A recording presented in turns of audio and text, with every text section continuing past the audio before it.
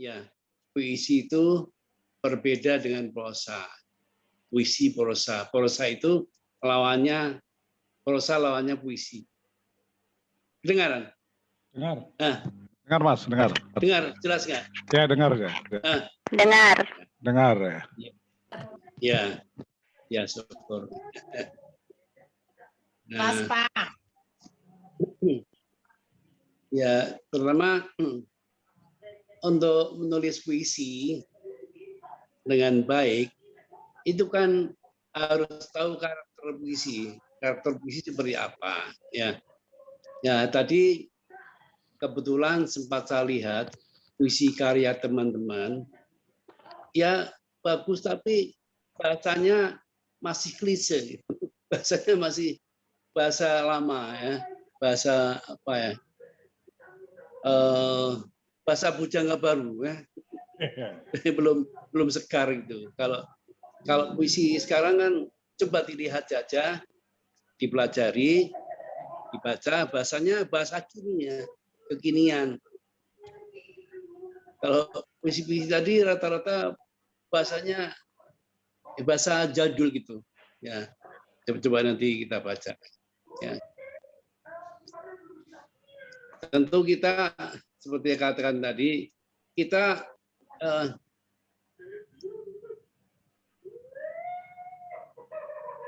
kita ketahui dulu karakter puisi seperti apa sih. Karakter puisi kan bukan prosa ya. Karakter puisi ya bukan prosa. Puisi ya puisi. Ya. Ya, karakter puisi itu pertama secara tekstual, secara teks ya. Teksnya itu membentuk tipografi yang rapi. Tipografi tahu ya, tipografi itu struktur teks, ya, struktur teks puisi, struktur akhir puisi. Itu harus rapi. Agar puisi itu secara pintas tampil rapi dan orang sudah tahu bahwa teks yang dihadapinya itu adalah puisi. Ya, itu beda dengan teks prosa. Kalau prosa itu kan sambung menyambung gitu ya. Di tiap pokok pikiran itu dipisahkan oleh alinea ya. Nah itu kalau ini tidak. Jadi secara tekstual membentuk tipografi yang rapi, umumnya terdiri dari baris-baris pendek yang mengelompok ke dalam bait-bait. Umumnya ya, ada puisi yang barisnya panjang-panjang memang. Ada puisi bahkan sangat pendek ya.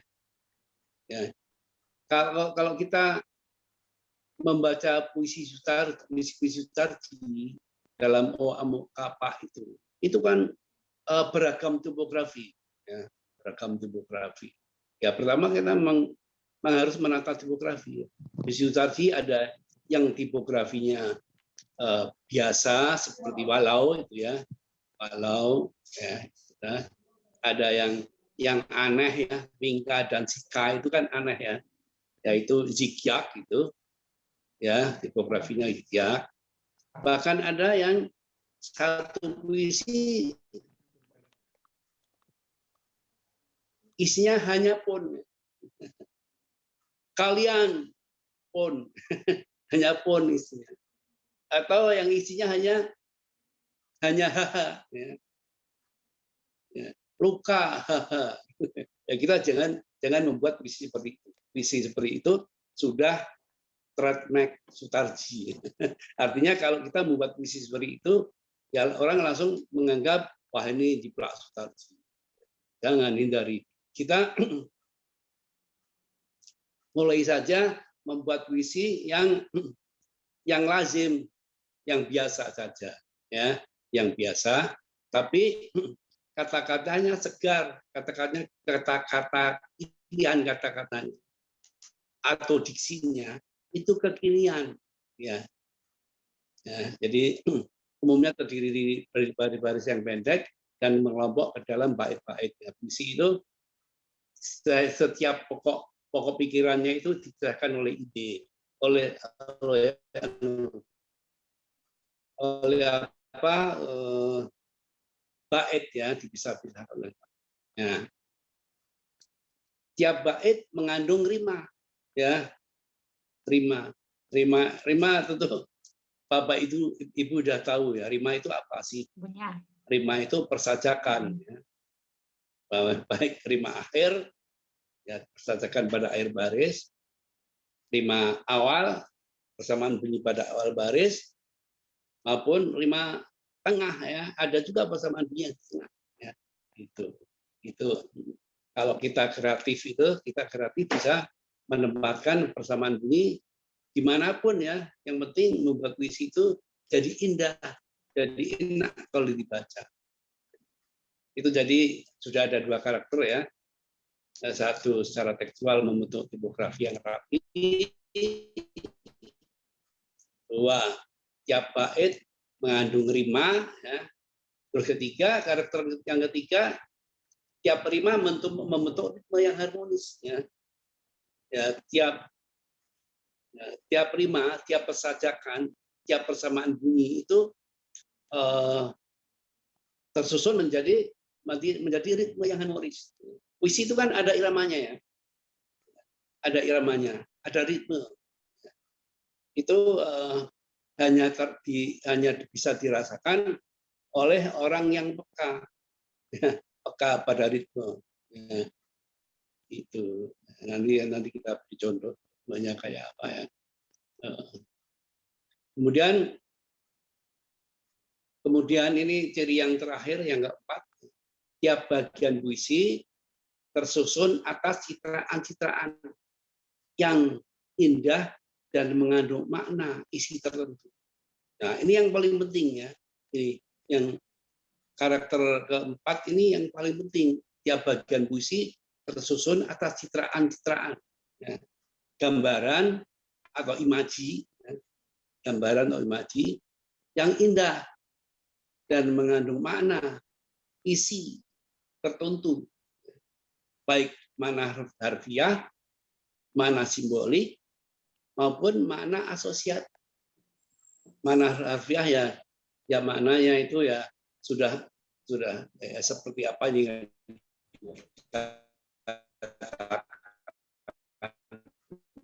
ya. Mana simbolik, maknanya simbol, ya, diasosiasikan pada yang lain. Nah, misalnya mana simbolik ini yang paling sering, ya. Ini kalau kita baca puisinya Abdul Hadi, ya, Tuhan kita begitu dekat, itu maknanya simbolik, ya, simbolik. Tuhan kita begitu dekat, bagai api dan panas, aku panas dalam apimu. Tuhan kita begitu dekat, bagai kain dan kapas, aku kapas dalam kainmu. Itu makna simbolik. Jadi Abdul Hadi itu kan ingin menggambarkan kedekatan dirinya dengan Tuhan, ya. Kedekatan manusia dengan Tuhan. Itu dekatnya itu seperti api dan panas, ya, tak terpisahkan. Dekatnya itu seperti kain dan kapas, ya, tak terpisahkan. Tapi berbeda zatnya, ya. Api dan panas bukan berbeda. Panas itu sifat dari api, ya.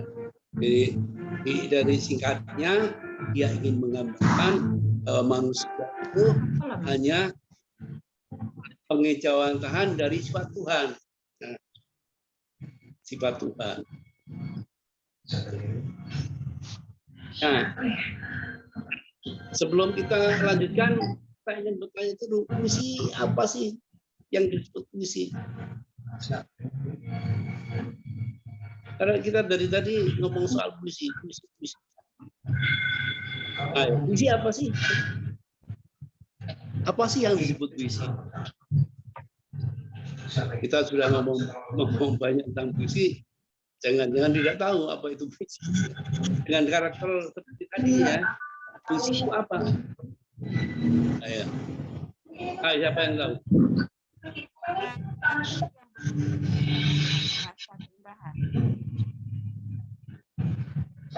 Di KBBI, di Kamus Besar Bahasa Indonesia, ya. Kamus Besar Bahasa Indonesia sekarang kan sudah online, ya.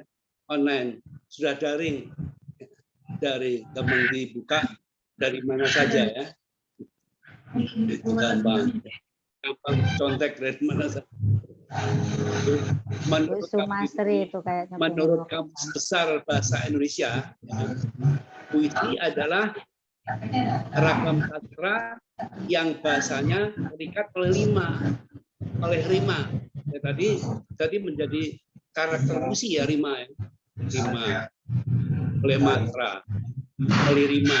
Tadi rima menjadi karakter puisi. Serta penyusunan larik dan bait ya. Larik dan bait tadi juga menjadi karakter puisi ya. Ini dari baris-baris pendek, jadi kita gitu. Untuk KBBI gitu ya. Kemudian ya kalau kita membaca definisi puisi itu banyak sekali ya. Setiap penyair, setiap sastrawan itu mengemukakan definisi yang relatif berbeda, tapi intinya sama, ya, bermacam-macam definisi. Misalnya Danton, ya, Danton penyair Inggris itu, ya, itu punya definisi yang agak berbeda, tapi maksudnya sama, ya. Itu. Menurut Danton itu, puisi adalah ekspresi yang konkret dan bersifat artistik dari pikiran manusia yang penuh perasaan dan berirama. Ya, berirama, dengan menyebut irama dia sudah merangkum di dalamnya sudah ada susunan yang rapi ya. Di puisi adalah ekspresi yang konkret dan bersifat artistik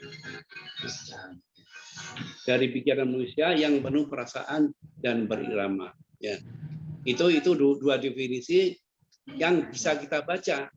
Ya. Apakah definisi puisi bisa disederhanakan? Bisa.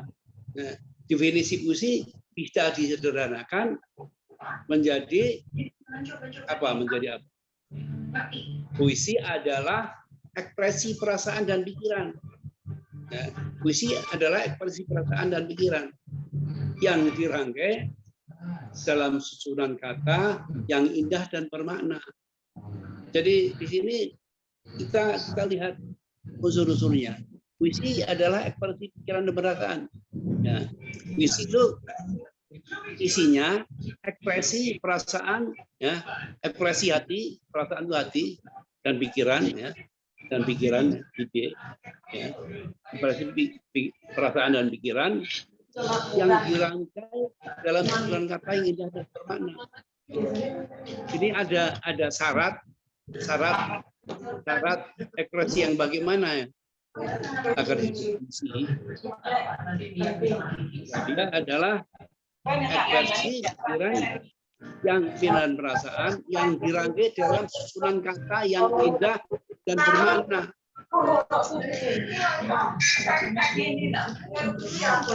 Susunan kata, ingat ya, susunan kata yang indah dan bermakna. Kalau tidak indah, ya bukan puisi.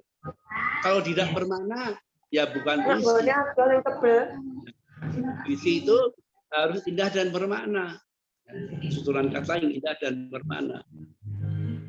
Ya, kalau kita lihat karya teman-teman yang tadi dikirimkan ke saya sih sudah mencoba untuk jadi susunan kata yang indah. Tapi diksinya lagi-lagi diksinya masih klasik. Diksinya, pilihan katanya masih klise. Ya. Nah, Bapak Ibu ini harus memilih kata-kata baru yang segar, ya. Jangan yang klise, yang itu kata-kata yang sudah sering dipakai zaman dulu ya, Bal Pustaka. Itu harus diganti dengan kata-kata yang kini sekarang itu. Ya, biar itu menarik gitu. Ya. Nah, kita teruskan lagi. Enggak, uangnya enggak selesai ya, Pak. Tak omongin. Nah, Duit barangnya. Maaf Pak, Bu Sumarsi, bisa Bapak minta Ibu. tolong matikan, nggak kedengeran sampai ke sini, hanya suara keluarga Bu Mak Sumastri. Tolong matikan speakernya Bu Sumastri. Iya, kami nggak dengar. Iya, berisik. Sudah? Sudah. Sudah, mati. Ya. Nah, sekarang kita bicara tentang proses kreatif. Proses kreatif itu kan proses melahirkan puisi. Jadi tadi kita sudah tahu karakter puisi itu apa. Sudah tahu puisi itu apa, puisi itu ekspresi pikiran dan perasaan dan pikiran ya, dalam susunan kata indah dan bermakna ya. Nah sekarang bagaimana mengekspresikan, menuliskan puisi, itu yang penting, menuliskan puisi. Nah Bapak Ibu, cara menuliskan puisi itu bisa dijelaskan secara gampang, bisa juga secara rumit. Ya, tergantung kita ya. Mau menjelaskan secara rumit atau secara gampang. Itu. Ya. Puisi itu kan bisa dianggap sebagai curhat. Ya, ekspresi perasaan dan pikiran. Ya. Itu kan curhat kan. Curhat Bang. Tentu Bapak itu sering curhat. Curhat pada suami, pada istri, curhat pada anaknya, atau curhat pada kawan dekatnya, curhat itu. Ya puisi sebenarnya curhat. Itu sederhananya. Curhat yang puitis. Bukan sekedar curhat, tapi curhat yang puitis. Nah, soalnya adalah bagaimana kita membuat curhat yang puitis. Itulah persoalannya ya. Nah, curhat itu jadi puitis jika kita memahami bagaimana menulis puisi dengan puitis. Ya, jadi rumit juga emang kalau dikejar ya. Curhat itu seperti apa? Ya materi-materi ya, curhat yang dikemas atau ditata secara puitis, bukan sekedar curhat. Tapi curhat itu anggap saja sebagai proses ya, proses pergiliran. Iya. Proses yang itu bisa kita pakai sebagai cara melahirkan puisi. Minta maaf Pak Ahmad, kami nggak mendengar suara Bapak, yang kedengaran hanya suara Ibu Suryati Ningsi, Ibu Syarifah. Ini mohonlah matiin dulu speakernya. Kami nggak dengar suara Pak Ahmad, hanya sayup-sayup. Please matiin. Ayo matiin semua. Ayo mikrofonnya dimatiin. Ya, kalau ada yang hidup ya nanti begitu lagi ya. Sudah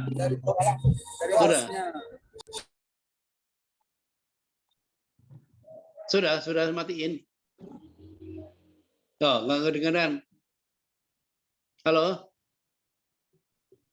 Iya, sudah dimatikan. Udah oke, Bapak. Udah oke. Kalau nggak ada yang jawab berarti sudah oke. Lanjut Pak, lanjut. Kedengaran. Jadi saya ulang sedikit ya, bahwa metode atau proses kreatif menulis puisi itu bisa memakai metode curhat, ya, curahan hati, curhat. Kasih kan curahan pikiran, perasaan dan pikiran kan. Ya. Tapi apakah sekedar curhat? tidak sekedar curhat. Curhat itu harus puitis. Itulah masalahnya. Dituntut agar curhat kita puitis. Jadi kita ribet ya, ribet mencari curhat yang puitis. Tak apa-apa ya. Ya, kita tulis dulu curhat itu di atas kertas ya, kan? Di atas kertas. Nah, kalau curhat itu pasti bahasanya pasti bahasa kekinian. Nah, bahasa yang sehari-hari, yang dekat dengan kita. Ya, itu. Tulis saja curhat. Nah, kemudian baru ditata. Ya. Nah, curhat itu pertama tentu ditulis dalam baris-baris yang pendek, curhatnya itu ya, baris-baris yang pendek, kemudian dipisahkan atau dikelompokkan dalam bait-bait curhatnya ya. Itu pertama kita menata tipografi dulu, tipografi curhat, curhat agar tipografinya seperti puisi ya. Di curhat itu ditulis dalam baris-baris pendek dan dibagi atas bait-bait. Nah, kemudian ditata dicari rimanya, ya, rimanya antara baris 1 dan baris 2, baris 3 dan baris 4. Itu ada persamaan bunyi tidak? Kalau tidak ada, ya dicari kata-kata yang maknanya sama, tapi bunyinya bisa serasi dengan baris 1, dengan baris 2 dan baris 3. Ya, contohnya gini ya, saya kebetulan yang saya ingat sembahyang rumutan ya. Walau kau bungkam suara azan, walau kau gusur rumah-rumah Tuhan, aku rumputan tak berhenti sembahyang. Nah, itu kan ada persamaan bunyi. Ya, persamaan bunyi itu dicari ya. Semula puisi itu curhat ya. Puisi saya itu curhat. Nah, curhat bagaimana sih orang sembahyang ya? Bagaimana sih ketabahan orang yang sembahyang? Yang semula curhat. Ya. Lalu saya rapikan ya. Walau kau bungkam suara azan, walau kau kusur rumah-rumah Tuhan. Ya, ini sudah mengejar persamaan bunyi ya. Kenapa kita tidak pakai walau kau kusur masjid-masjid? Kan bisa, maknanya sama kan? Kalau kau gusur gereja-gereja, maknanya sama.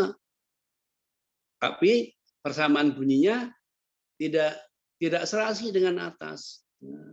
Dengan atas kan, walau kau bungkam suara azan, kan? Bunyinya kan an, a ya. Walau kau gusur rumah-rumah Tuhan, ya sama. Coba kalau baris 2 tidak rumah Tuhan. Walau kau bungkam suara azan, walau kau gusur masjid-masjid, ya tidak puitis ya. Bukan puisi, tidak puitis gitu. Terus kemudian yang ketiga, ya, baris ketiga, aku rumputan. Rumputan bunyinya A semua belakangnya. Aku rumputan, takkan berhenti sembahyang. Kenapa saya pakai sembahyang? Karena mengejar persamaan bunyi yang indah. Nah, kan dari segi arti kan saya bisa memakai sholat ya, sembahyang kan sholat ya. Aku rumputan takkan berhenti sholat, takkan berhenti ke gereja ya. Kan tadi tidak puitis ya. Itu mengejar persamaan bunyi yang belakang ya, harus bunyinya serasi dengan atas ya, juga maknanya tepat ya. Itu persamaan bunyinya ya. Itu tipografi sekaligus mengejar persamaan bunyi ya. Tipografinya pendek-pendek ya, baris-baris pendek yang melompok ke dalam bait-bait ya, itu sudah kita tata. Kadang-kadang kita mencari tipografi yang rapi itu sekaligus ketemu persamaan bunyi yang indah. Ya. Ya. Setelah tipografi, setelah persamaan bunyi, baru persajakan. Persajakan tadi udah ya. Udah gitu. Ya. Begitu juga maknanya ya, maknanya. Ya. Maknanya kan apa? Maknanya jelas dan efeknya indah, efeknya puitis itu. Ya.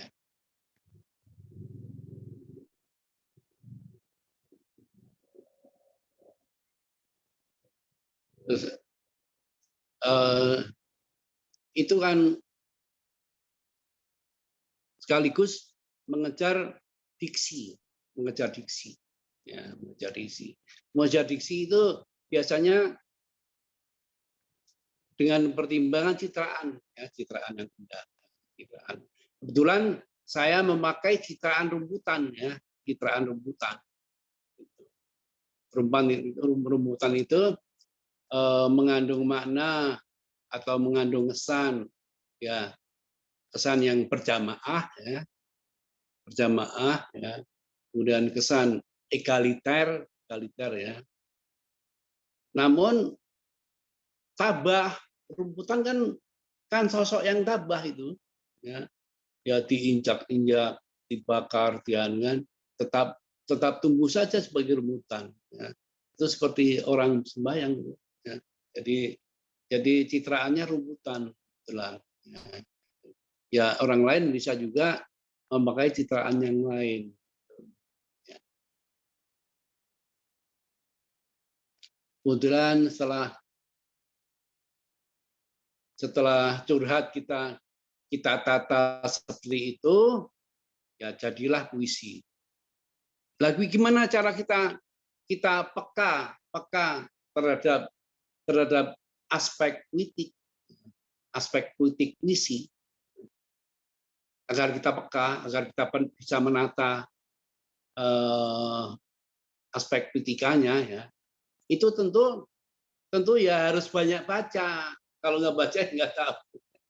Banyak bahasa puisi kini, puisi terkini, ya. Baca puisi-puisi, kok puisi-puisi itu bisa dianggap indah seperti apa gitu ya. Banyak baca puisi, ya. Teori tentu penting juga, tapi tidak penting kalau kita membaca puisi.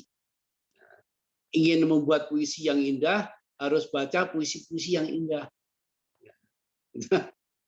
Kita jadi terpengaruh oleh keindahan puisi itu ketika menulis puisi. Itu dalam diri kita itu yang ada yang namanya poetical device.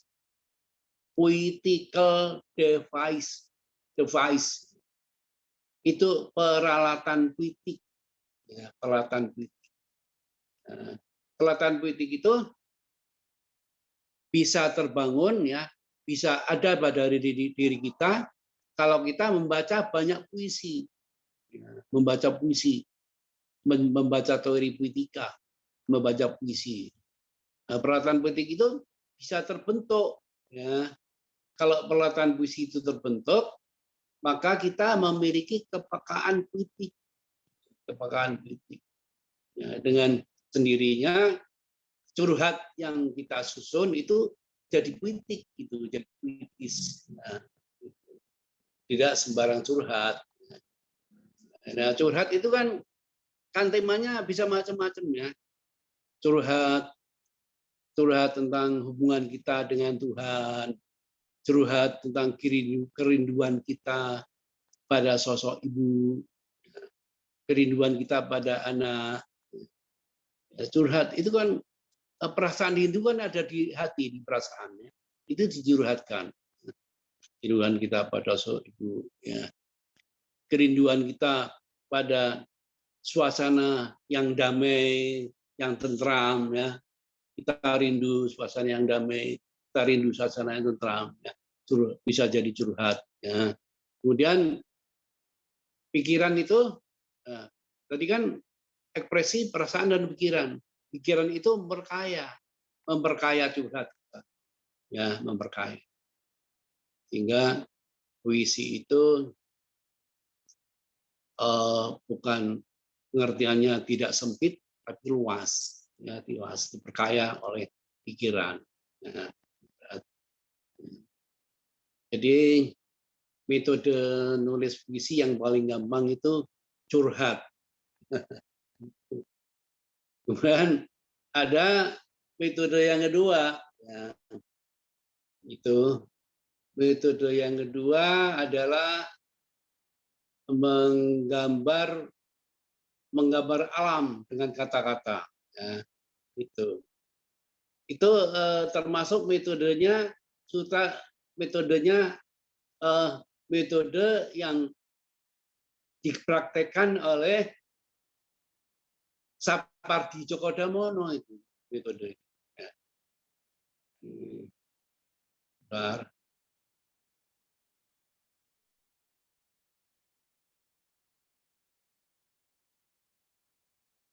Nanti kita, melukis alam dengan kata-kata. Bagaimana kita melukis alam dengan kata-kata bisa jadi puisi. Menurut Sapardi,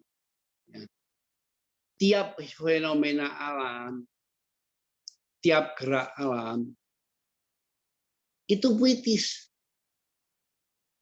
Tiap fenomena alam itu puitis. Kadang-kadang kita nggak perlu mencari-cari, ya. Alam itu puitis. Jadi begini, ya. Misalnya kita melukis daun yang jatuh. Daun yang jatuh itu kan pertama daun itu kuning dulu, ya. Kalau udah tua kan kuning, ya, kuning. Ya. Dan daun yang kuning yang bisa ditanggalkan, bisa copot dari tangganya. Itu kan kuning, kemudian ya kalau jatuh dia melayang-layang kena angin. Kemudian jatuh ke tanah. Itu fenomena itu saja sudah bisa dilukis menjadi puisi, dilukis dengan kata-kata menjadi puisi, dan sudah bermakna. Nah, itu pertimbangan Sapardi itu begitu. Fenomena alam itu kalau ditangkap, kalau dilukis dengan kata-kata sudah bisa menjadi puisi yang puitis. Misalnya gini, ya, misalnya tadi, ya, fenomena yang jatuh kita lukis dengan kata-kata, ya. Itu misalnya saja daun jambu. Kalau tidak tahu namanya kan abstrak puisi, padahal puisi itu harus konkret. Ya, misalnya selai daun jambu yang berwarna kuningan, tanggal dari tangkainya ketika tersentuh angin senja. Ya. Selai daun jambu berwarna kuningan, tanggal dari tanggainya ketika tersentuh angin senja. Itu sudah puitis, ya. Ya, ada tersentuh angin senja, ya. Dan bahasanya sudah kekinian. Karena kita tidak mengarang-arang mencari bahasa yang klise tadi, ya. Ini bahasa yang konkret karena kejadiannya kita lihat nyata. Selai daun jambu berwarna kuningan, tanggal dari tanggainya ketika tersentuh angin senja. Itu sudah bermakna itu.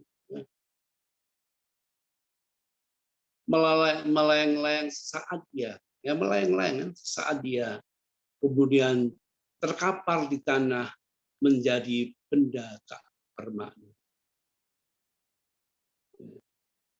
Itu apa artinya? Artinya gambaran seperti itu. Orang yang Itu sudah proses mana, meninggal. Orang yang mau Iya. ini proses kita meninggal. Iya, meninggal, bisa meninggal. Bisa macam-macam. Saya nangkapnya seperti itu. Jadi proses Ya, proses meninggal ya. kita Benar, tahap benar. hidup kita sampai kita meninggal. Benar. Benar ya. Terus itu yang universal, makna yang universal. Itu tentang kefanaan. Bahwa daun jambu itu fana. Arti luasnya lagi bahwa alam ini fana. Ya, alam fana, tidak abadi kan. Kita daun jambu itu kan semula hijau, terus menjadi kuning, kemudian tersentuh angin senja, tanggal ya. Itu fana ya. Itu Ya, kemudian terbuka. ya. Kemudian bisa dipadu. Tadi kan bagaimana agar gambaran itu luas ya, bermakna. Ya, dan perluasan gambaran itu bisa mengutuhkan makna. Ya. Nah, misalnya kemudian kita kaitkan dengan gambaran yang lain ya, yang maknanya berkaitan. Ya. Kemudian misalnya apa? Kalender ya. Yang fana-fana itu kan antara lain diwakili oleh daun, kelopak bunga, kalender ya. Artinya kalau perannya sudah habis ya dibuang. Misalnya gini. Kalender di dinding kamarku pun kusobek helainya. Ya, disobek helainya untuk membuka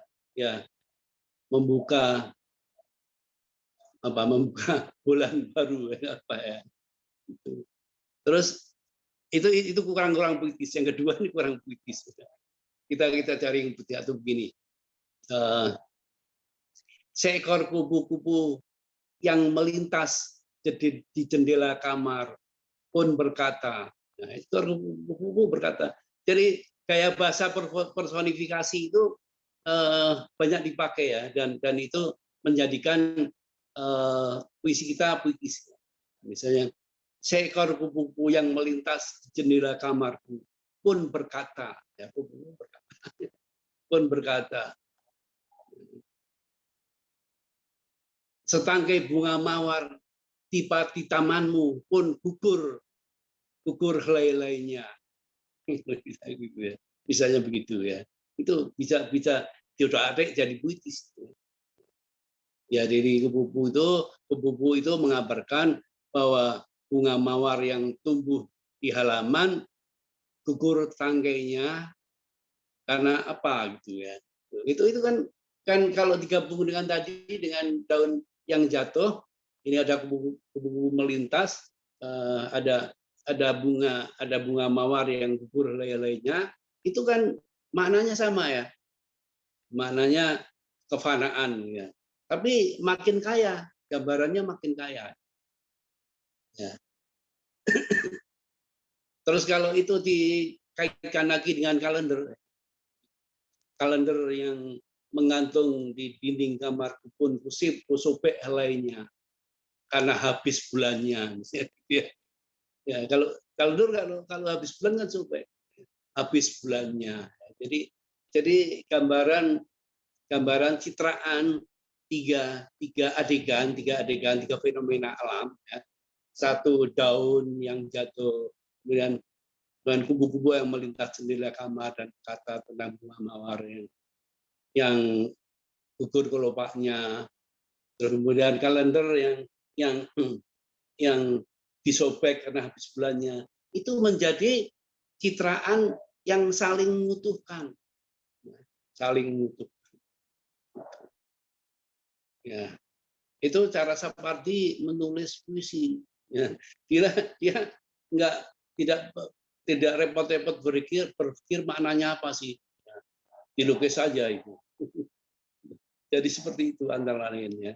Itu kelihatan sekali pada puisi Sapardi yang judulnya doa.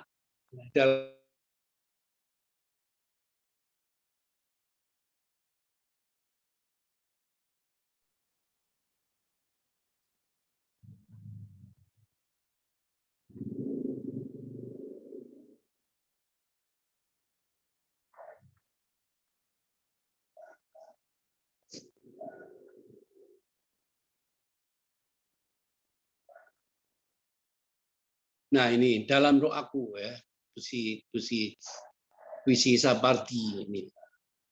Nah ini juga katanya diproses seperti menggambar alam, ya, menggambar alam dengan kata-kata, gitu ya. Menggambar alam tidak dengan cat air atau cat minyak, tapi dengan kata-kata. Dalam doaku subuh ini, kau menjelma langit. Ini maknanya asosiatif, ya, asosiatif. Menjelma langit yang semalaman tak memejamkan mata. Nah, itu selalu terbuka ya, tak memejamkan. Yang meluas bening siap menerima cahaya pertama. Yang melengkung hening karena akan menerima suara-suara. Terus baik kedua, ketika matahari mengambang tenang di atas kepala. Dalam doaku, kau menjelma pucuk-pucuk cemara yang hijau senantiasa, yang tak henti-hentinya mengajukan pertanyaan muskil kepada angin yang mendesau entah kemana, yang mendesau entah kemana.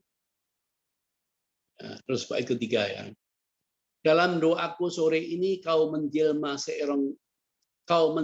seekor burung gereja yang mengibas-ibaskan bulunya dalam gerimis, yang hinggap di ranting dan menggugurkan bulu-bulu bunga jambu, yang tiba-tiba gelisah dan terbang lalu hinggap di dahan mangga itu. Puitis sekali kan? Itu karena fenomena alam selalu puitis. Puitis. Kan orang sering menyebut bahwa alam itu adalah puisi. Ya, jadi fenomena alam itu puitis. Ya. Kemudian coba kita lanjut baca. Bait ke berapa tadi? 4, bait keempat ini ya.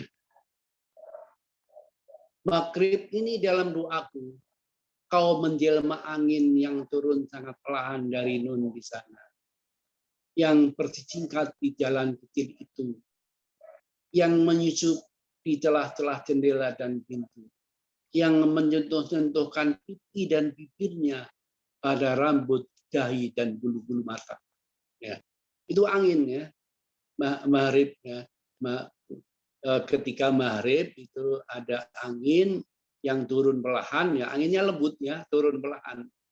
Dia tidak melukiskan angin lembut karena angin yang lembut itu sudah klise. Ya, dia menuliskan itu angin yang turun sangat perlahan. Angin itu berembus ke jalan ya, sangat perlahan. Nah, itu memang tugas penyair itu mencari kata-kata yang segar, yang tidak klise. Kalau klise itu tidak menarik ya, yang tidak klise.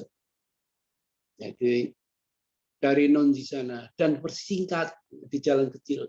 Angin itu digambarkan, dipersonifikasikan,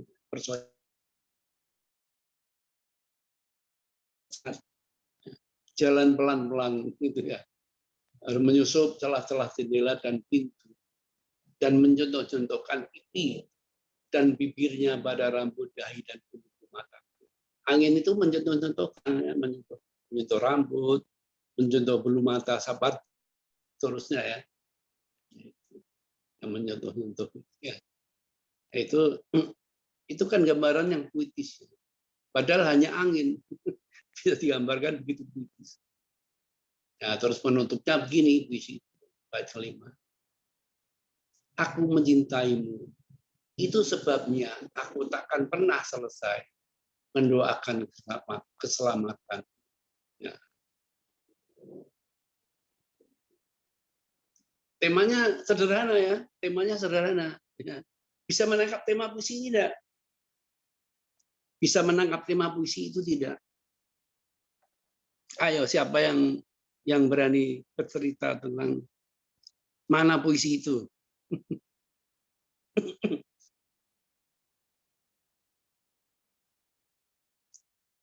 Yang bisa, ntar saya kasih buku puisi.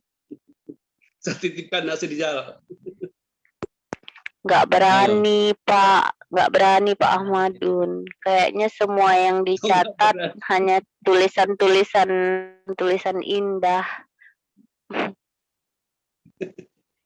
Iya. Agus Purwadi Sidoarjo mencoba. Iya. Temanya silakan. doa kepada Yang Maha Kuasa. Doa kepada Yang Maha Kuasa. Ya, doa. Doa untuk siapa? Ya, doa kan mendoakan kan untuk seorang. Ya. Untuk kekasihnya. Doa. Hah? Untuk kekasihnya. Iya. Orang yang dikasihi. Ya. Iya, orang dikasihi. Terus prinsipnya kalau kita mengasihi seseorang itu harus bagaimana? Nah, itu yang penting. Boleh saya mencoba, Pak? Iya. Iya, jadi Pak Sapardi ingin menyatakan kecintaannya kepada istri, sehingga setiap saat dia mendoakan yang terbaik dan selalu mengingat istrinya. Pada saat dia melihat apapun, melihat alam, melihat apa, dia selalu mengingat orang yang dikasihinya dan dia mendoakan supaya istrinya selalu dalam lindungan Tuhan. Iya. Iya, betul. Jadi aku mencintaimu, itu sebabnya aku tak akan pernah selesai mendoakan keselamatanmu. Jadi kalau kita mencintai seorang, ya istri, itu harus didoakan keselamatannya terus menerus ya, gitu kan? Ya benar. Tadi siapa namanya? Agus Purwadi Sidoarjo. Dengan Agus saya Pak Purwadi Sidoarjo. Mariana Pranoto Yang dari terakhir. Singkawang. Apa? Mariana Pranoto dari Singkawang, Pak. Ya, iya. Yang nanti menakih buku sama Asirjal ya.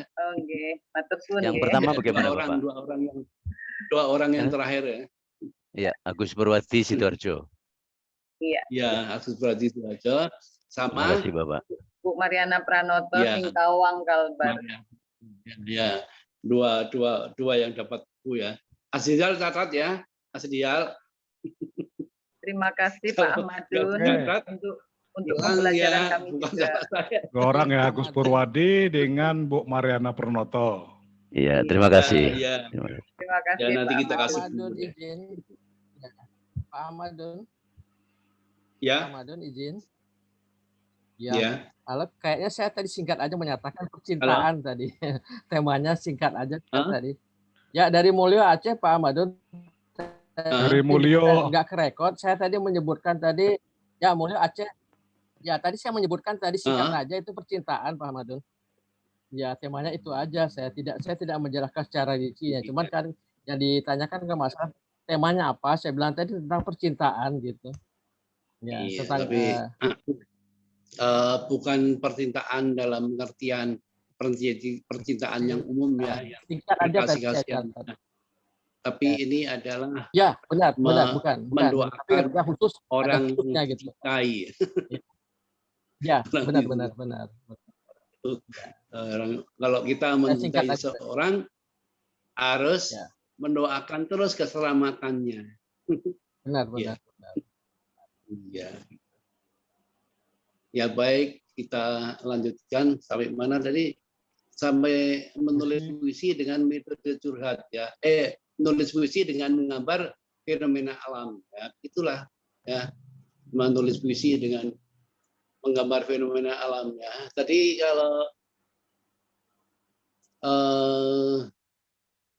coba kalau puisi yang tadi dilanjutkan ya.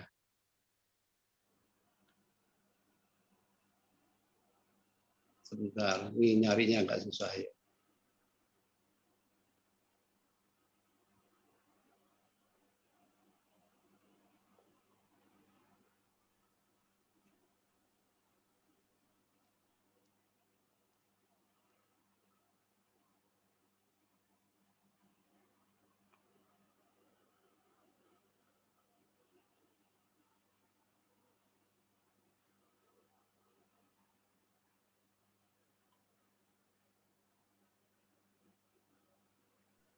Ini coba, ini tadi yang daun jambu tadi ya. Tadi ini kalau ditulis lengkap kira-kira begini ya. Selai daun jambu berwarna kuningan, tanggal dari rantingnya ketika tersentuh angin senja. Melayang-layang sesaat dia sebelum airnya terkapar di tanah menjadi benda tak bermakna. Selembar kalender pada dinding kamarku pun kutanggalkan karena habisnya.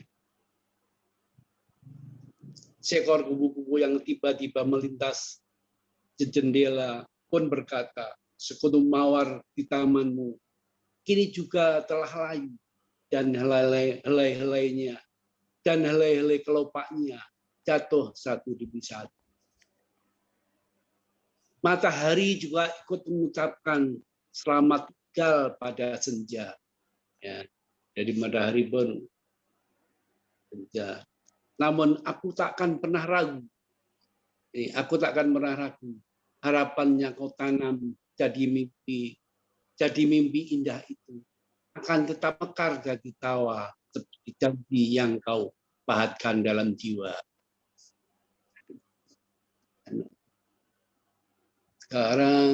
Sekarang yang paling rumit adalah kalau menulis puisi dengan cara menggambar alam dengan kata-kata yang kira gampang ya. Ya, itu syaratnya adalah kita harus empati pada alam sekitar.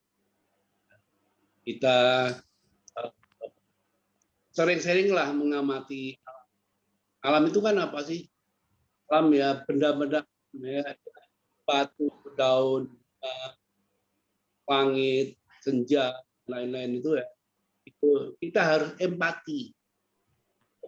Ya, kita harus empati pada alam sekitar. Mungkin sering mengamati semut itu kalau merambat di pohon itu kemana dia ya, kemana dia ngapain saja dia semut. Itu menarik dia mati dan menjadi yang indah. Mengamati rumput ya, saya pernah menulis puisi rumput. Puisi semut juga pernah saya tulis. Pernah menulis puisi semut. Zikir cacing. Cacing pun pernah saya tulis. Jadi menulis puisi itu tidak harus dengan kata-kata yang bermakna besar. Ya, bermakna besar. Luas ya. Seperti misalnya matahari, cakrawala, ya itu kan bom besar. Maut, duduk, alinting. Tapi tulis saja ini kelihatannya sepele.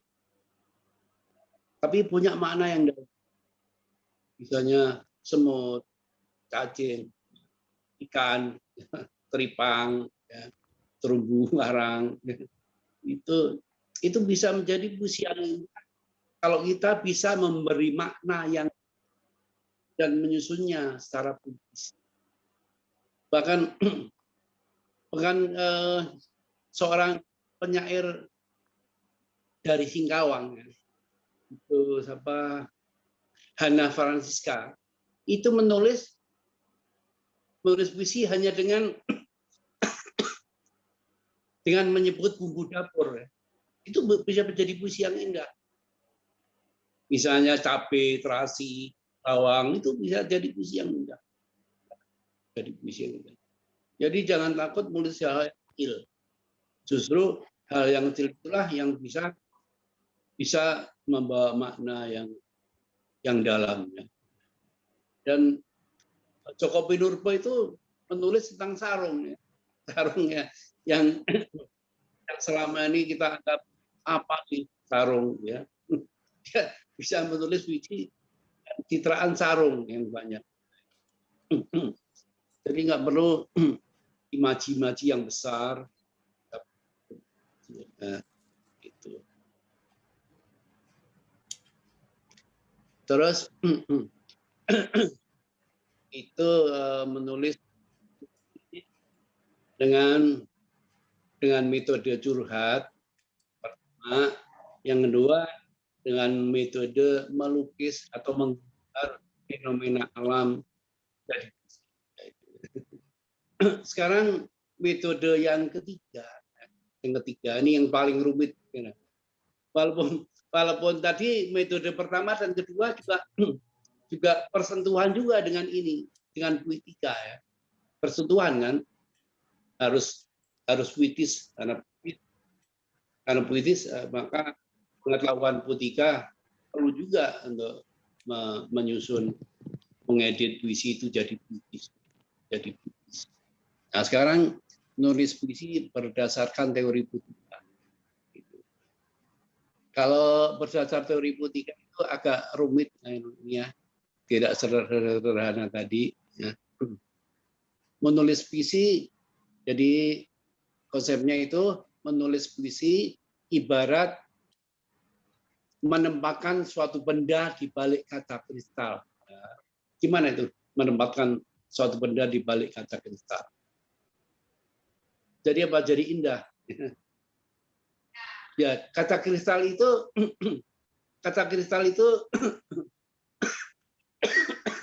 anggap saja puitika, konsep puitika. Konsep puitika itu ya mulai tema, ya, lapis makna yang diinginkan, kemudian geografi, ritme, citraan, ya, diksi itu kan 2003 gitu. Itu kita misalnya ingin mengatakan sesuatu. Misalnya saja ingin mengatakan ini jeruk, ya, jeruk. Ya, itu tidak bisa langsung ini jeruk. Seperti meletakkan jeruk di atas meja, tidak bisa. Itu bukan puisi karena harfiah sekali, ya. Jeruk harfiah sekali, apel harfiah sekali. Ya. Tapi kita harus memasukkan jeruk itu atau apel itu di dalam kata kristal. Kata kristal itu kan ada ya, ada beberapa bidang itu dalam kata kristal itu, ya, harus dimasukkan di dalamnya. Itu anggap saja jeruk itu ide. Jeruk itu idenya, pokok pikirannya. Ya, pokok pikirannya. Lalu diolah dengan memasukkan di balik kaca kristal adalah makna atau isi atau ide. Kata kristal adalah estetika. Kata kristal adalah estetika atau metode puisi. Ini memang yang bermain ini banyak banyak pikiran, banyak otak, ya. Artinya kita menulis puisi dengan tema yang sengaja disadari, ya, disadari. Misalnya kita menulis puisi untuk lomba yang temanya ditentukan, temanya ini perdamaian, atau temanya nasionalisme, atau temanya misalnya situasi sosial pada masa COVID. Nah, itu kan disadari ya. Itu konsumsi pikiran tema itu ya. Tema itu konsumsi pikiran. Kemudian karena konsumsi pikiran, maka kemasannya pun harus memanfaatkan banyak pikiran, banyak pengetahuan. Nah, pengetahuan tentang tipografi, pengetahuan tentang rima, tentang ritme, tentang citraan, dan tentang diksi. Itu dikerjakan dengan sengaja, dengan sadar. Kalau curhat tadi kan setengah tidak sadar ya, curhat saja pokoknya. Begitu juga melukis alam, ya pokoknya dilukis saja, ya disusun aja kata-kata indah gitu ya. Kalau ini benar-benar peranan pikiran nih, otak, ya, itu. Makanya lebih sulit biasanya sering ini jatuh ke puisi-puisi yang pikiran, puisi-puisi yang disebut sebagai puisi auditorium, puisi yang sengaja dibuat enak dibaca di panggung, ya. Puisi protes, ya. Puisi korupsi, tentang korupsi. Ada kan sekarang teman-teman yang sengaja menulis puisi-puisi tentang korupsi itu yang dimotori oleh Sosiawan Lea, ya. Sosiawan Lea. Itu dengan sengaja ya, gitu. Ya, tentu pertama memilih tema ya, memilih tema. Nah, tema itu kita harus bisa menguraikan tema ini menyangkut apa saja, gimana saja. Saya juga pernah menulis puisi dengan cara ini ya, itu kalau Bapak Ibu sempat membaca nyanyian kemerdekaan, nyanyian kebangkitan, judulnya itu suka berganti ya, antara nyanyian kemerdekaan dan nyanyian kebangkitan. Itu kan sekarang kalau nggak salah masih dipakai sebagai lomba, sebagai materi lomba baca puisi FLS 2N kalau nggak salah dipakai ya, nyanyian kemerdekaan ya, coba dilihat ya, nyanyian ya itu saya memakai metode ini ya, metode ini. Jadi seseorang itu menulis puisi itu memakai banyak metode ya. Sama mau curhat saja nih, curhat ya, puitis gitu ya. Saya mau coba menggambar alam nih. Ya, puisi saya itu ya banyak orang, banyak yang lain ya, memakai banyak metode ya, metode curhat, metode melukis alam ya sekali-kali ya. Kadang-kadang juga memakai metode ini, metode menulis puisi berdasar teori puitika, itu lebih rumit ya, karena memang ingin menulis puisi ya mau tidak mau dikerjakan juga ya. Biasanya menulis puisi dengan cara begini untuk lomba. Nah, puisi saya yang judulnya nyanyian kebangkitan itu atau nyanyian kemerdekaan, dulu memang saya tulis untuk lomba tulis puisi ya, lomba tulis puisi kebangkitan nasional ya, dan alhamdulillah menang ya, menang puisi itu ya. Itu ketika saya masih muda dulu menulis puisi itu ya. Puisi itu sudah lama, tahun 90-an ya. Itu menang ya, juara pertama dengan metode ini ya. Ya. Ini urutannya adalah satu, memilih tema ya. Mulai memilih tema ya, temanya apa ya, sesuai dengan tema lomba ya, sesuaikan dengan tema lomba ya. Misalnya kebangkitan nasional, solidaritas sosial, atau apalah, itu biasanya kan panitia lomba sudah menentukan tema ya. Kemudian setelah memilih tema itu menentukan apa mana yang diinginkan, mananya apa kira-kira yang diinginkan ya. Ini misalnya dalam nyanyian kebangkitan itu, ini maknanya adalah adalah jiwa yang bangkit, ya, yang bangkit dari penindasan, bangkit dari penjajahan, ya, itu misalnya. Karena itu di situ saya tulis antara lain, maka bangkitlah semua dada yang luka, bangkitlah Sutomo, bangkitlah Wahidin Sudirosoto, bangkitlah Soekarno-Hatta, bangkitlah semua dada yang terluka. Ya, tulis begitu, karena memang kebangkitan, ya, itu. Jadi di situ juga bisa kita lihat ada repetisi, pengulangan kata, itu juga bisa meredah puisi. Ya, ini mulai dari makna yang diinginkan, menemukan makna, lapis makna yang diinginkan. Kemudian langkah yang ketiga, mengemas makna dengan metode puisi yang diperlukan.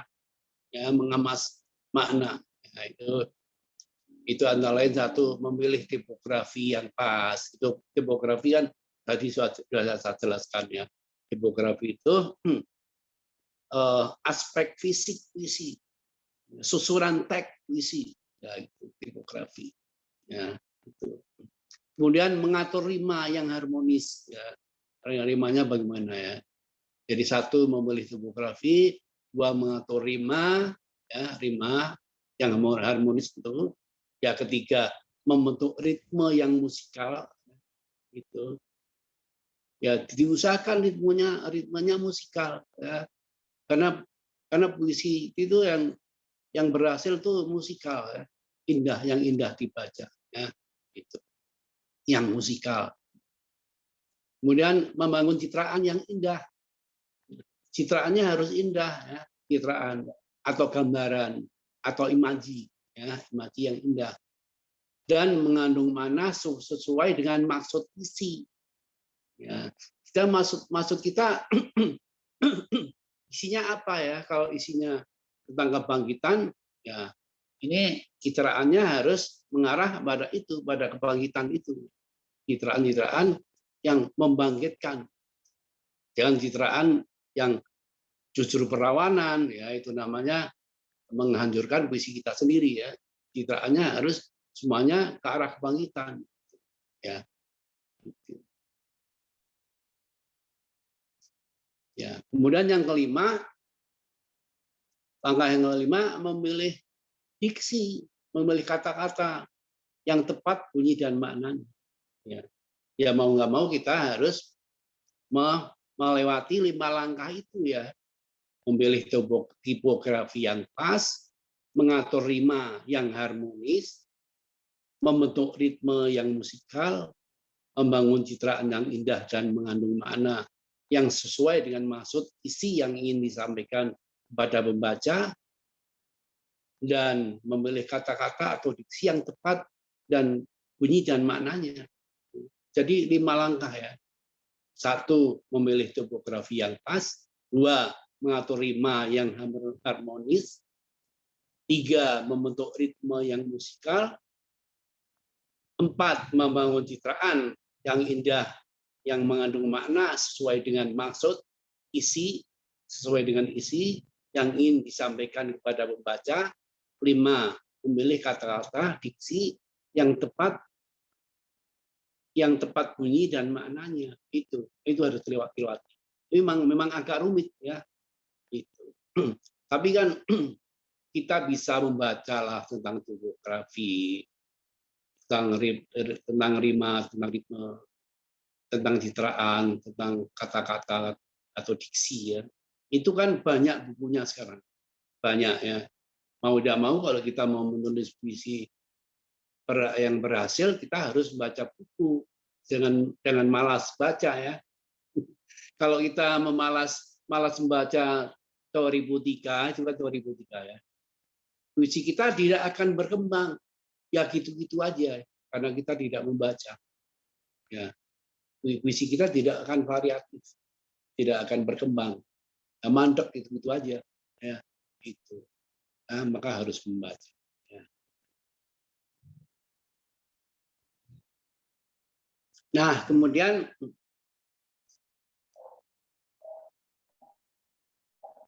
dalam menulis puisi kan kita selalu ketemu ide. atau inspirasi lah, ya. Ilham, inspirasi atau ide, ya. Ya. Nah, ide-ide yang biasa dikembangkan para penyair dalam menulis puisi itu ada 3, ya, 3 ide, ya. 1, ide tentang hubungan pengarang dengan dirinya sendiri, ya. Kalau curhat itu kan lebih banyak ini, ya, ide hubungan pengarang dengan dirinya, ya, dengan diri, ya, tentang kesepian, tentang cinta, tentang kerinduan, itu kan lebih banyak bicara diri sendiri, ya. Ide tentang hubungan pengarang dengan dirinya, itu ide yang sering muncul. Kemudian yang kedua, ide tentang hubungan pengarang dengan sesama manusia, ya. Ini puisi-puisi sosial biasanya begitu. Puisinya Rendra banyak begitu. Puisi PMK, ya, PMK, puisi menolak korupsi, puisi PMK itu banyak menulis ide tentang hubungan pengarang dengan sesama manusia, dengan koruptor, dengan, ya, kritik tentang koruptor. Kemudian yang ketiga, ide tentang hubungan manusia dengan lingkungannya. Ini puisi-puisi alam, puisi-puisi lingkungan, ya. Puisi-puisi lingkungan, ya, itu dengan lingkungan alam, dengan lingkungan sosial dan sebagainya. Kemudian keempat, ide tentang hubungan manusia dengan Tuhan, yaitu puisi-puisi religius biasanya menulis tentang hubungan manusia dengan Tuhan. Ya, itu masuk golongan yang keempat. Nah, jadi saya ulang, 1, ide tentang hubungan pengarang dengan dirinya sendiri. 2, ide tentang hubungan pengarang dengan sesama manusia. 3, ide tentang hubungan manusia dengan lingkungannya. 4, ide tentang hubungan manusia dengan Tuhan. Nah, itu kalau ide-ide itu bisa dieksplorasi, ya, kita bisa menulis puisi, banyak puisi.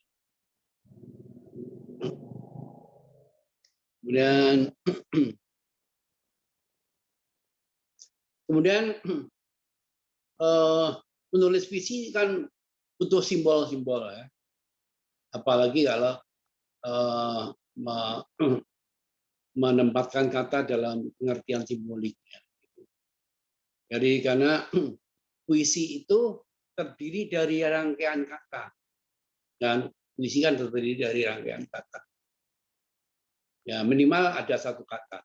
Ya. Tiap kata dalam puisi itu, ataupun kelompok kata, kalau itu berupa frase, kelompok kata, dalam puisi selalu mewakili pengertian atau makna tertentu. Itu kata dalam puisi selalu mewakili pengertian atau makna tertentu. Karena itu tiap kata atau kelompok kata dalam puisi adalah simbol.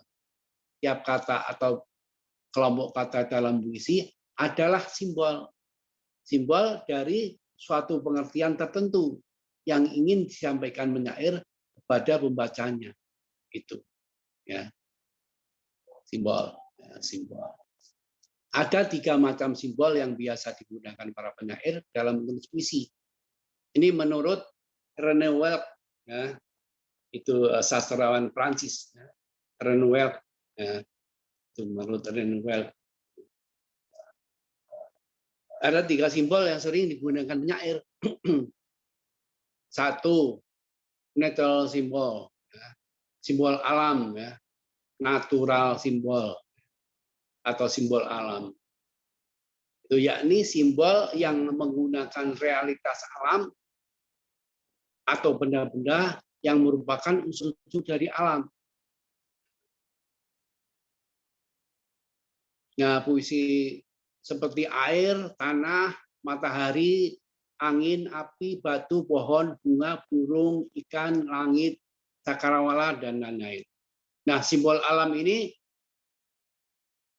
termasuk yang paling banyak digunakan penyair. Kalau saya nulis puisi itu selalu berurusan dengan simbol alam.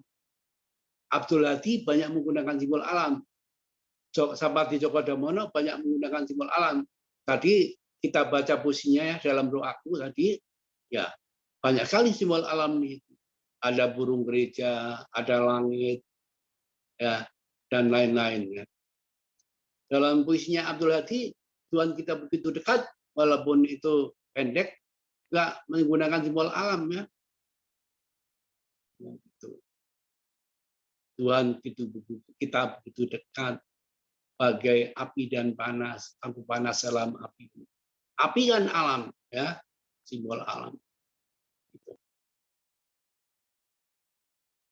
Soalnya paling aman itu, paling enak dan paling kemungkinannya indah itu memang menggunakan simbol alam. Ya. Kemudian yang kedua, blank simbol. Nah, menurut Welk, blank simbol, yakni simbol yang maknanya bersifat umum dan tidak perlu ditafsirkan lagi oleh pembaca. Pengertian simbol ini sangat gamblang dan tidak multitafsir, meski sering bersifat konotatif. Misalnya adu domba, tai lalat, seumur jagung. Ya. Pokoknya puisi-puisi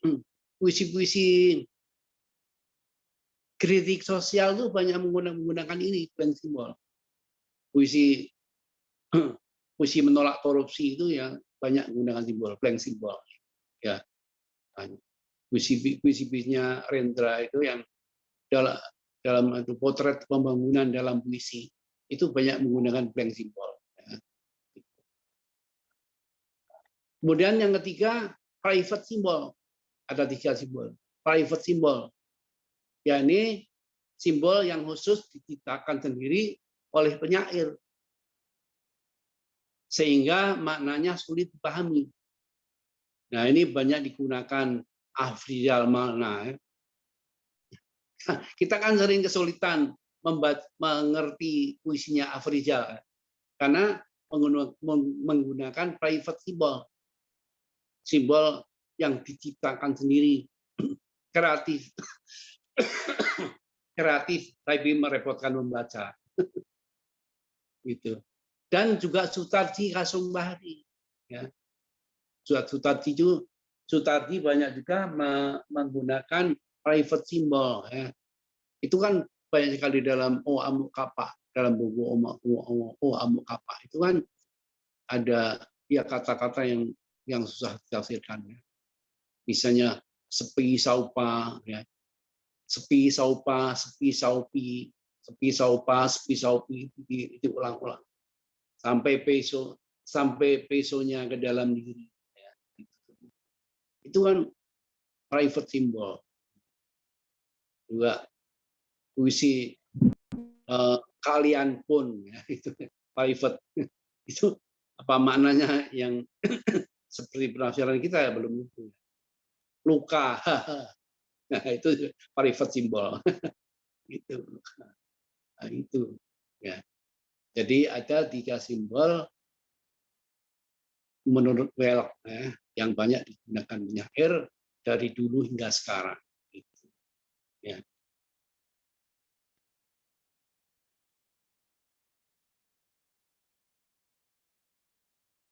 Ya, saya kira itu. Mungkin ada yang bertanya. Oke, terima kasih Mas Hamadun, Yosir Panda, yang telah banyak menyampaikan ilmu penulisan puisi untuk kita semua ya. Kepada kawan-kawan seluruh Indonesia yang ingin bertanya, kami beri kesempatan untuk 3 orang ya. Silahkan memperkenalkan dirinya, dari mana? Agus Purwadi, Sidoarjo. Ya, dari Agus Purwadi, dari Sidoarjo, Jawa Timur. Ya. Silahkan langsung. Oke. Mohon maaf, tadi saya terlambat ikut, baru setengah 9 masuk. Mohon bertanya pada Bapak Ahmadun. Tadi ada menulis puisi dengan teori poetika. Ya. Menulis puisi dengan teori poetika yang ada 5. Mohon barangkali diulang sekali lagi. Oh. Ya, terima kasih.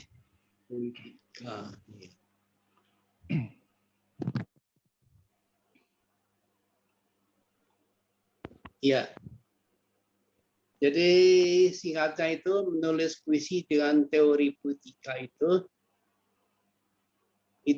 diibaratkan sebagai meletakkan sesuatu di dalam kata kristal. Kata kristal. Nah, kata kristal itu poetikanya, sesuatu itu maknanya ya, maknanya. Seperti meletakkan jeruk di dalam kata kristal itu kan, jeruk itu dari bisa jadi tampak beda ya. Dari sebelah sini mungkin warnanya kemerahan, ada bayangan 2 ya, dari sebelah sini kok hanya 1, dari sini 3. Karena kata kristal itu kan persegi-segi ya. Nah, itu artinya makna itu menjadi makna itu menjadi indah ya. Menjadi tampak indah. Sesuatu itu menjadi tambah indah kalau di dalam kata kristal. Ya. Ya, yang saya maksud yang tadi ada 5 tadi Bapak. Yang tadi dimaksud iya. ada 5 tadi. Oh iya. Di antaranya yang kelima memilih diksi tadi. Iya. Memilih diksi ya. Yang 1, 2, 3, 4 Bapak. Itu memilih tipografi yang pas. Tipografi udah tahu kan? Ya. Kedua, mengatur rima yang harmonis. Rima tahu ya? Oh ya. Okay. Rima persamaan bunyi. Nah, itu harus diatur rimanya. Ketiga, membentuk ritme yang musikal. Nah, ritme yang musikal hingga kalau dibaca itu terasa indah, mengandung musik. Nah, terus keempat, membangun citraan yang indah yang mengandung makna sesuai dengan maksud isi puisi yang ingin disampaikan kepada pembaca.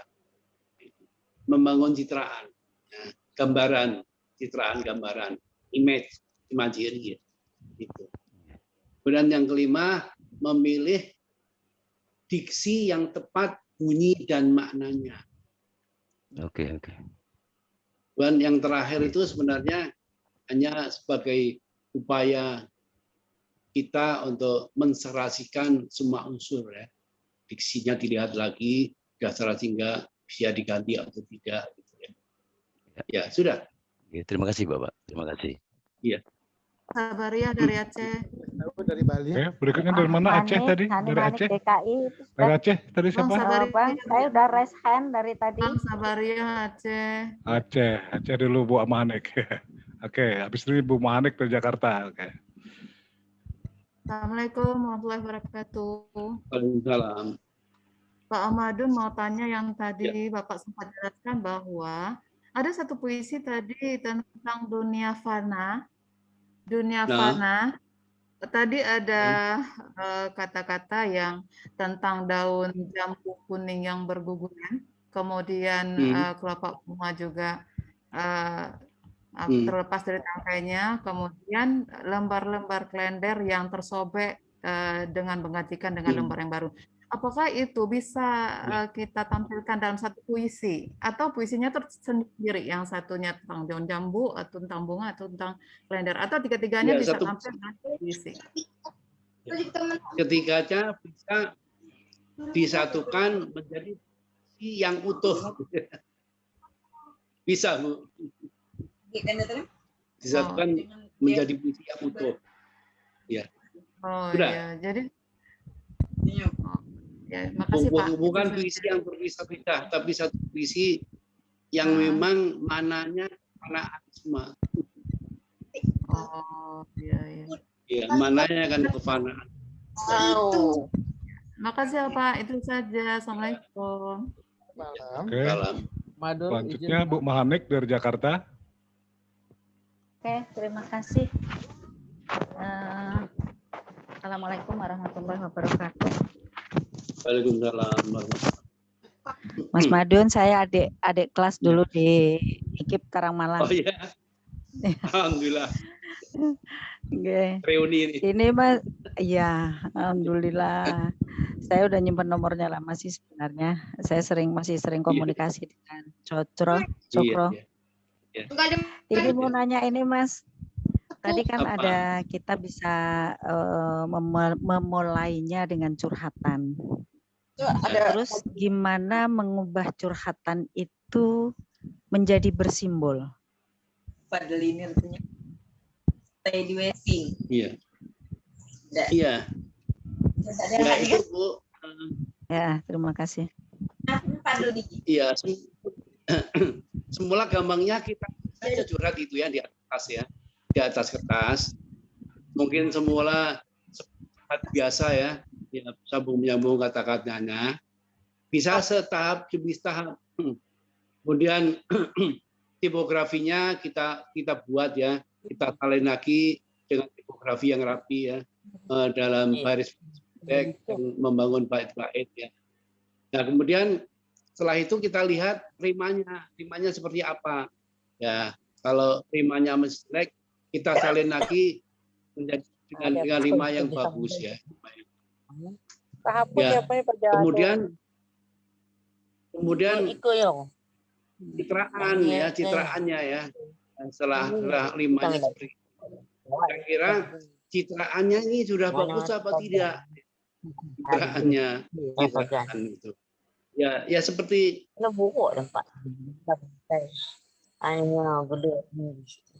citraannya bagaimana itu juga dilihat secara terang. Ya kemudian diksi itu untuk mempertimbangkan semua pilihan kata. Pilihan kata juga sudah oke belum? Dipertimbangkan. Mohon maaf Mas, suara kurang ini ada ibu siapa ya suaranya yang ada suara ibu-ibu yang lebih jelas. Revnita Anwar, suara Revnita Anwar masuk. Suara ibu lalu. Bising ya. Suara Revnita Anwar mengganggu. Revnita Anwar mengganggu suaranya.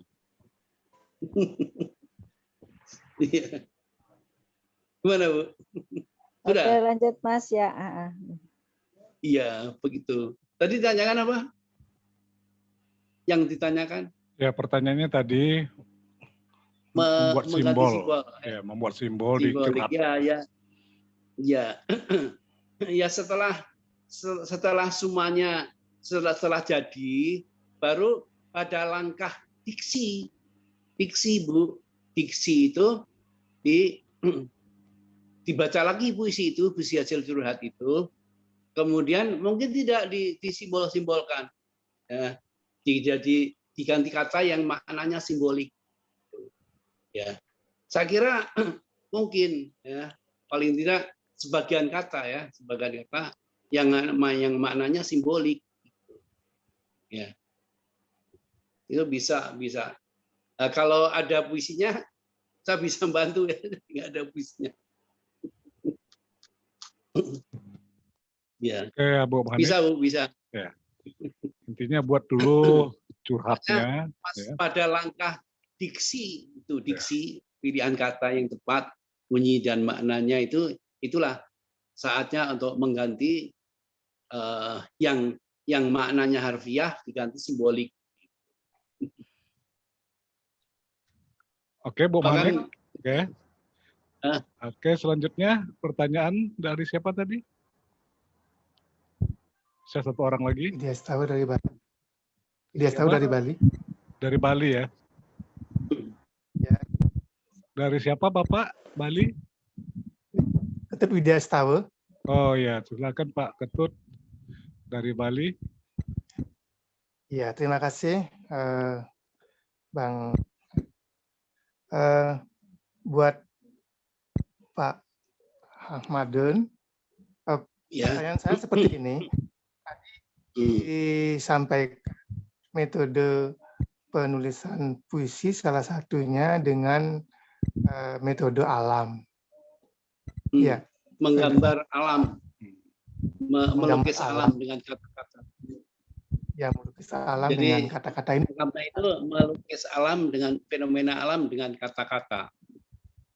Ya, melukis alam dengan fenomena. Ya, itu yang ingin saya tanya. Ya, bagaimana caranya lihat fenomena alam kemudian dengan kata-kata itu. putus.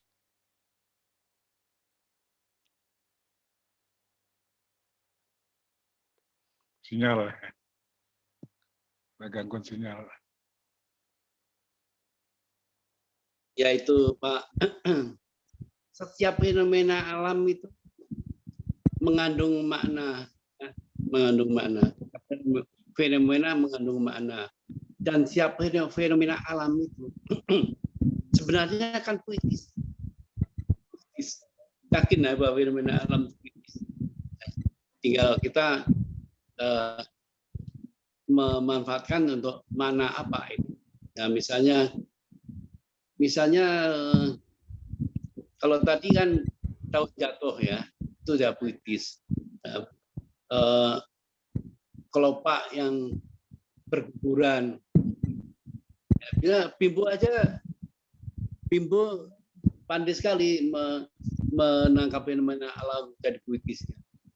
Jadi itu kan senja itu terus apa itu? Bunga apa itu? Amboyan. Berguguran. Amboyan berguguran. Berjatuhan. Puitis juga. Ya dia yang populer puitis. Ya kita bisa menangkap fenomena alam yang lain. Misalnya semut, beribu semut berderet di ranting pohon, meletakkan cintanya di putik daun, ya gitu. Di ranting daun, meletakkan cintanya di putik bunga, ini kan puitis. Semut, ya gitu. Ya banyak apalagi. Pokoknya kuncinya kita harus empati pada fenomena alam, ya, diamati, dicatat, dihayati, ya. Ya memang kadang-kadang banyak air seperti orang linglung. ini kok pohon dilihat melulu apa. Padahal dia mencari inspirasi, mencari sentuhan puitik. Atau rumbutan, ya. Atau apa saja lah. Kadang-kadang dalam proses seperti itu, simbol itu nggak usah dicari, karena fenomena alam itu menjadi simbol sendiri. Menjadi simbol sendiri. Kayak tadi daun yang kuningan dan jatuh dari tangkainya, itu sudah simbol sendiri, sudah menyimbolkan, sudah mengandung makna. Ya, itu. Apalagi, Pak? Oke, udah cukup ya. Terima kasih Mas Samadun. Ini hasil acara kita malam ini direkam, nanti akan kita siarkan lagi bagi kawan-kawan yang belum nonton. Dan kami juga mengharapkan nanti apa yang dibicarakan malam ini ada secara teks, nanti kita dapatkan dari Mas Samadun untuk kita bukukan rencana. Dibukukan dan kita sebarkan ke kawan-kawan. Ya, malam ini sudah sangat banyak yang disampaikan oleh Mas Samadun, ya. Kita akan bertemu lagi dengan Mas Samadun 2 kali lagi. Mungkin yang kita bahas ada 5 tadi, ya. Tentang puitika, tentang tipografi, 5 syarat menulis puisi tadi, itu nampaknya yang sangat diperlukan oleh kawan-kawan, ya. Yang lain tinggal dipelajari untuk memperkuat puisinya. Yang perlu memang kita simpulkan dari pertemuan hari ini, ya, kita memang harus berakrab-akrab dengan kata-kata, berakrab-akrab dengan alam, empati pada alam. Kalau tanpa keakraban itu akan sulit kita tuangkan menjadi sebuah puisi. Oke, Mas Samadun, ini Mas Samadun, kita ini punya program Akademi Puisi Multimedia, ya. Idenya muncul adalah ketika pertama kita membuat gerakan 1000 guru menulis puisi, kita persilahkan semua para peserta ngirim puisinya tanpa melalui proses belajar. ternyata kesimpulannya hampir 95% kawan-kawan masih belum paham nulis puisi. Masih kata-kata yang disusun seperti puisi. Oleh karena itu, pada program berikut ini kita tambah dengan program belajar ya.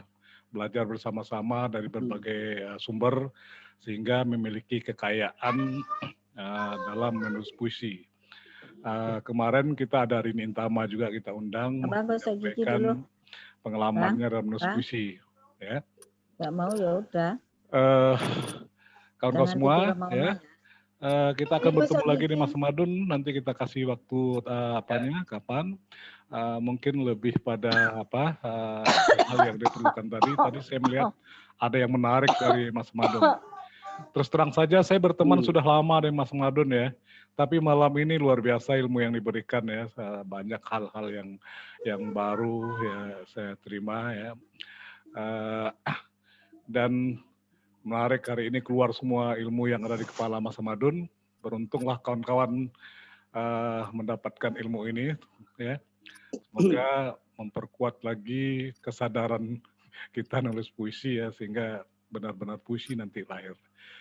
Demikian, sampai jumpa lagi dalam pertemuan berikutnya pelatihan menulis puisi Zoom meeting.